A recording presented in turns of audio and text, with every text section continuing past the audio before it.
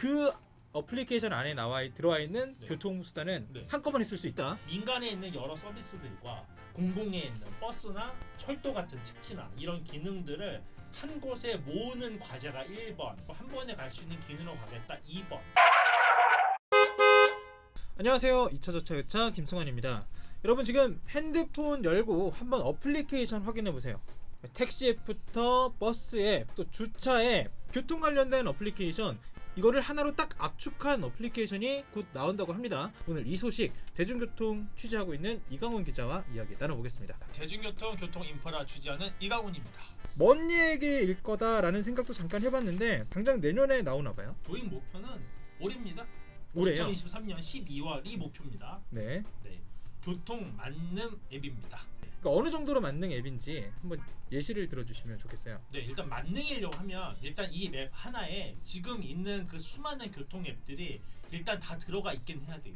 지금 제 핸드폰을 들어가서 잠깐 보면요. 네, 어떤 거 있으세요? 일단 따릉이 있고요. 네, 또타 지하철, 그리고 카카오티, 카카오맵, 그리고 구글지도, 티맵, 카카오내비. 이게 한꺼번에 예약이 통합 시스템이 된다는 건지 카카오 지도를 보면 네, 여기서는 버스, 지하철, 택시 이런 거 다 포함되어 있는 거잖아요. 맞아요. 이거랑 또 뭐가 다른지 궁금하기도 하거든요. 네, 일단 통합 이동 서비스라고 부르고 앱이 이런 게 생긴다면 교통 만능 앱이다. 근데 이거는 별칭인 거고요. 요거를 그 영어 표현으로 또 잘 쓰고 있는 게 있어요. 마스라는 건데 네. 철자 MAAS. 네. 요걸 풀어서 말씀드리면 모빌리티 애저 서비스. 그래서 기능을 단적으로 한마디로 압축드리면 이 앱 하나로 내가 목적지까지 갈 수 있는 방법과 경로와 요금과 예약을 한 번에 깔아준다.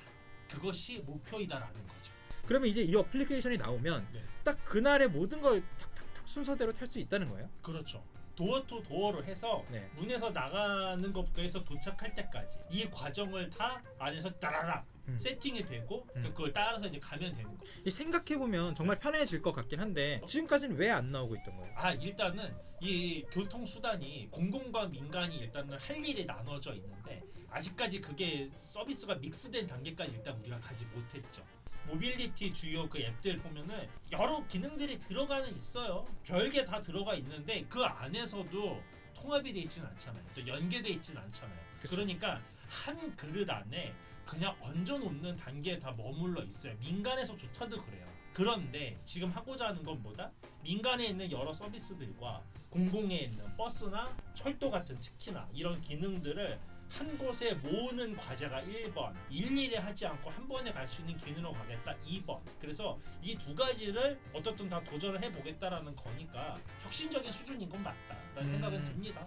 일단 소비자 입장에서 먼저 설명을 해주신 것 같은데 네. 지금 가장 중요한 게 빠진 것 같아요. 이거 누가 만드는 건데요? 만드는 거는 네. 민간에서 참여는 하죠. 그런데 일단 리드하는 건 정부에서 만듭니다. 지금 대표적인 공공이 코레일 앱이 있잖아요. 코레일 앱 하나만 보더라도 뭐 아주 크게 문제가 있지는 않다. 그런데 지금 한참 민간 시장에서 선두를 달리고 있는 플랫폼들을 수용해서 함께 가져가 되잖아요. 그러면은 어느 정도 민간 시장의 그 기술 수준을 맞추지 않고서는 같이 갈 수가 없을 거예요. 그래서 저는 어느 정도 긍정적으로 봅니다. 자가용을 몰고 다니시는 분들이라도 내비게이션 어플 같은 거 하나만 쓰는 게 아니라 한 두세 개씩은 설치해 놓고 쓴단 말이에요. 전기차 타시는 분들 같은 경우에는 전기차 충전소 항상 자동차만 타고 다니는 건 아니니까 네. 기차나 또 비행기 탈 때는 또 그 예약 필요하고요. 지하철, 버스, 또 지하철 어플리케이션도 한두 개가 아니잖아요. 네. 저도 지금 쓰는 게 한 40개 정도 되는데 지하철 앱은 3개 정도 쓰는데 카카오 지하철은 저기 도착 시간을 보는 게 있는데 이게 가끔 오류가 날 때가 있어요. 그때는 저는 현재 열차가 지나는 위치를 정확히 보는 앱을 또 씁니다. 그렇죠? 기술로 어플리케이션이 많이 나오다 보니까 맞아요. 대신에 그 똑똑함을 사용하려면 네. 어플을 많이 깔아야 되는 거고 네. 사실 그래서 핸드폰 용량이 계속 커지는 거잖아요. 그런 것도 있죠. 네. 맞아요. 뭐 대표적인 게 제가 그 킥보드라던가 전기 자전거를 되게 많이 써요. 그런데 이게 브랜드별로 다 앱이 다르잖아요. 그러네. 네, 맞아요. 근데 국내에서 도입됐던 지금 킥보드가 브랜드가 총 몇 개까지? 20개까지 있었어요.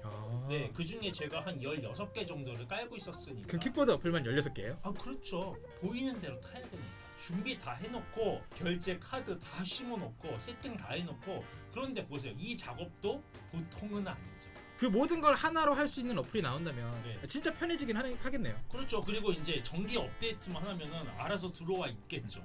이 여태까지 시장 상황을 보면 우려되는 점도 분명히 있습니다. 예를 들어서 배 같은 경우에는 네. 배를 보유하고 있는 소유자별로 예약 시스템이 따로 있는 경우도 있거든요. 네. 기존에 있던 것들도 따로따로 돼 있는 거는 서로 협조가 잘 안 되니까 그렇게 됐을 거라고 생각을 해요. 네. 이것도 좀 걱정도 있고요. 그리고 지금 어플리케이션을 이미 개발해서 어플리케이션 기반으로 많이 운영하고 있는 것도 있어요. 그거를 하나로 통합하기에는 이미 개발해서 만들어 놓은 업체들이 협조를 할 것인가? 지금 각각의 어플들을 사용하는 데 익숙했던 유저들이 이 통합 앱으로 이제 얼마나 빨리 넘어오느냐. 그 전환의 이제 속도가 결국 포인트인 건데 사람들 입장에서는 강력하게 이게 너무 편하다라고 해서 개별 앱에 잘 들어오지 않고 전환이 굉장히 빨랐다. 그럼 사실 이제 알아서 정리가 되겠죠. 단위 주도에서 미니 참여했을 때 이렇게 성공한 사례가 많지는 않은 것 같거든요. 네네. 비슷하게 성공한 사례가 있긴 한가요? 북유럽에 네. 핀란드에 가면은 모델이 되는 사례가 하나 있습니다. 이게 위미라고 부르는데 그 헬싱키라는 도시 아시죠? 그 지역 단위에서 쓰고 있는 모델이에요.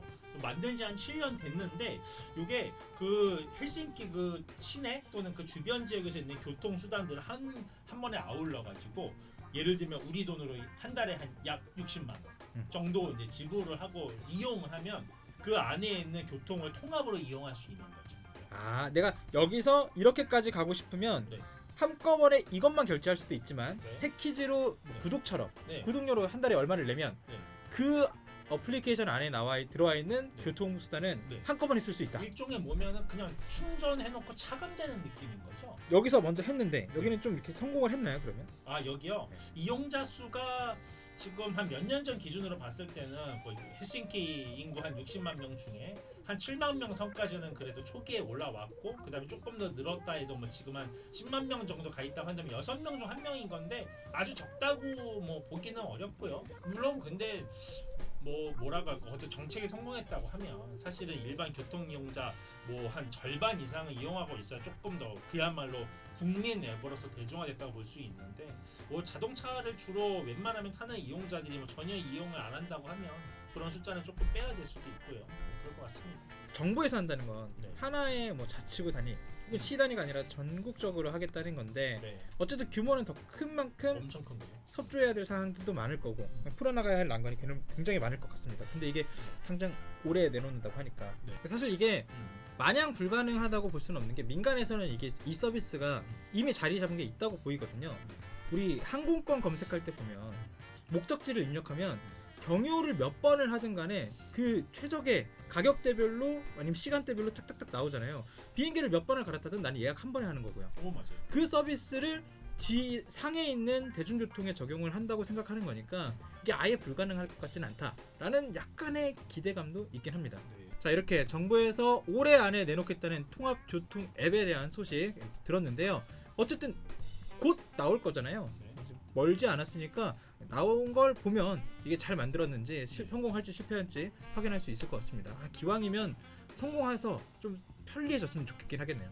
당연히 그런데 처음에 여러 가지 문제가 많을 겁니다. 불안전한 단계로 일단 시작을 하니까 그리고 대중들 입장에서는 또 불편한 것들이 많이 나오고 뭐 오류가 났네 또 그런 것들을 어차피 보완해가는 단계가 있으니까요. 나오고 한번 저도 체험을 해본 다음에 기회가 있으면 나와서 체험기 한번 얘기하겠습니다. 알겠습니다. 들어주세요.